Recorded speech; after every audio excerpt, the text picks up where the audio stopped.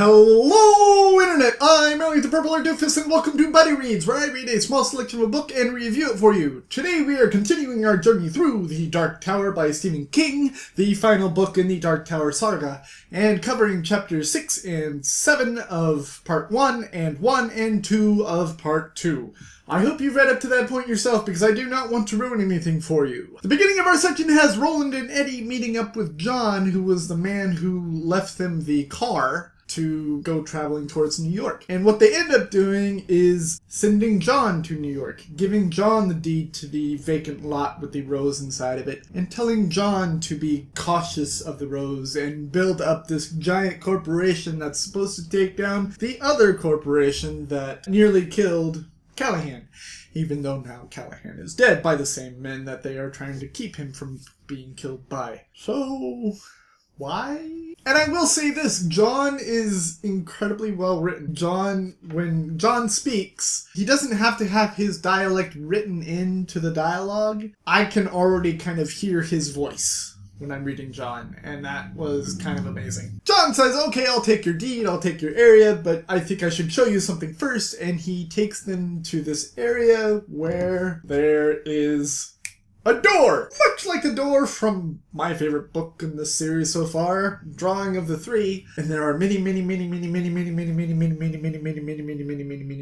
people going through this door. It's just like a sea of people from other worlds going through this door. And Eddie and Roland are looking at it and they're like, oh my god. And there's creatures coming through this door. But Roland and Eddie see this and they're like, oh, that's where Susanna and Jake must be. So we must go to them. And so they bid farewell to John and tell him all the things that he needs to do in order to build up that corporation. And they go through the door. And they come to the door that Susanna and Jake are behind, and they're all the low men around it, and Eddie and Roland destroy all the low men until their bodies are piled up in front of the door. They knock, and Eddie is like, oh please, oh please, oh please, oh please, Susanna, please be there, please be there, please be there, please be there. And Susanna's there, and Susanna lets them in. Well, they use the password and the door opens and then they come in. And our pilgrims are reunited, and it's beautiful and awesome and everything. And then Roland and Eddie meet the robot that Susanna shot both of the eyes out. You know,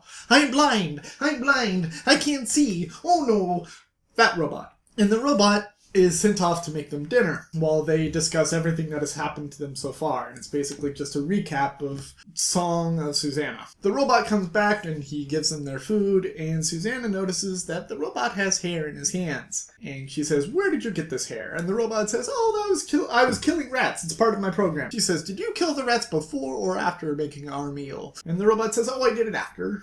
After, trust me, there's no rat stuff in your food. And she's like, okay, good. But Susanna, Eddie, and Roland don't really believe the robot because they were burned before by a robot. So why should they believe this one? And it turns out that they are right, because what the robot was actually doing was capturing rats and feeding it to the child that Susanna had born. And this child is now, even though it's like hours old, now the size of a 6-month-old baby, and this child has the ability to change into a spider person.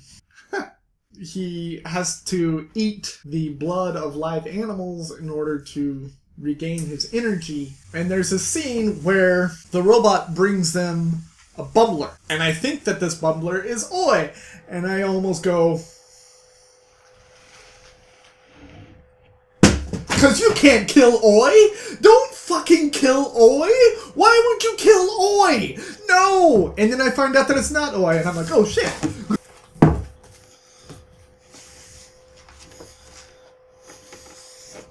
Good book. Good book. We find that it's just some other bubbler that just happened to be outside in the motor pool that the robot is feeding to this chap thing. And the chap transforms from baby to spider, trying to kind of get its bearing on how to balance the whole power and everything. And it's just like, huh. And that's pretty much where our section ends. We are about a quarter of the way through this book. Yay! Almost done! Woohoo! So ready to be done. Yay! If you like what I'm doing, go ahead and hit the subscribe button. If you like this video specifically, go ahead and hit the like button.